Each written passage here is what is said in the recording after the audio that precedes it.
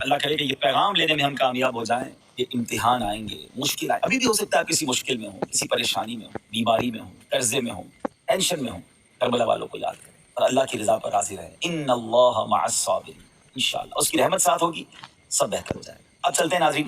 اب یہ واقعہ پہلے تو آپ نے مقام امام حسین سن لیا، بچپن سے ہی سب کو معلوم ہے اور اسی امتحان کی تیاری ہو رہی. حضرت امیر معاویہ رضی اللہ تعالیٰ رجب 60 ہجری میں بمقام دمشق میں، یعنی دمشق میں آپ کا انتقال ہوا. آپ کے پاس نبی پاک علیہ السلام کے بڑے پیارے تبرکات تھے. آپ کے پاس پیارے آقا کا ازار شریف، ردائے یعنی چادر اقدس تھی، قمیض مبارک تھا، موئے مبارک تھے، نبی پاک کے مبارک ناخن تھے.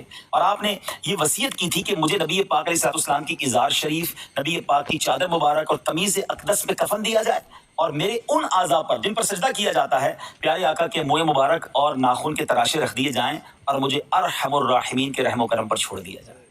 یہ عشق رسول تھا حضرت امیر معاویہ کا، اور خاص طور پہ تبرکات سے جو انہیں پیار تھا. صحابی رسول ہے، کاتب وحی ہیں، یہ رہتی دنیا کے لیے میسج ہے کہ تبرکات سے صحابہ کا بھی پیار تھا. اگر آج امت کا پیار ہے تو اس میں تو بہت اچھی بات ہے. اچھا، لیکن اب ان کا بیٹا کوڑے باطن یزید پلید، اس بدبخت نے یہ نہ دیکھا کہ میرے والد تو نبی پاک علیہ السلام کے تبرکات سے بھی پیار کر رہے ہیں، ان کے ناخن مبارک، ان کے موئے مبارک کو دل و جان سے عزیز رکھ رہے ہیں، اور اس ظالم نے جگر گوشہ بطول نبی پاک کے سب جسم کا حصہ ہے امام حسین، ان کے ساتھ ظلم کیا، ان کے ساتھ زیادتی کی. وہ کہتے ہیں نا کہ جس کے نصیب پھر جائیں، جس کے اندر بدبختی لکھی ہوئی ہو، تو اس سے بہت بڑے بڑے گناہ ہوتے ہیں. اچھا، یہاں میں ایک چھوٹی سی بات کر کے پھر مزید آگے کی طرف چلوں گا کہ ہمیشہ ایک فارمولہ یاد رکھیں کہ کبھی بھی کسی کے بچے کی غلطی کی وجہ سے، کسی کے بچے کے برے عمل کی وجہ سے اس کے والد کو برا بھلا یا کریٹیسائز گھر والوں کو نہیں کیا جائے گا.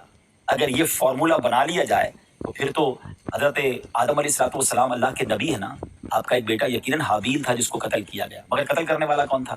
حابیل. وہ بھی تو آپ ہی کا تو بیٹا تھا. تو کیا معاذ اللہ قابیل کے قاتل ہونے کی وجہ سے حضرت آدم کو کوئی برا کہے گا؟ وہ تو ایمان سے ہاتھ دھو بیٹھے گا.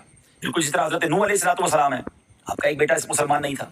تو اب پتہ یہ چلا کہ پوری اگر تفصیل پہ جائے تو بہت ساری باتیں آ جائیں گی کہ اللہ پاک کی مرضی ہے، ہدایت کسی کو ملے کسی کو نہ ملے ہے، اور یہ بدبختی ہوتی ہے کسی شخص کی، وہ اتنے بڑے گھرانے میں بھی پیدا ہو کر وہ ہدایت کا نور حاصل نہیں کر سکتا. مگر اس کی وجہ سے کبھی بھی کسی کے اولاد کی وجہ سے والد کو برا بھلا نہیں کہا جائے گا.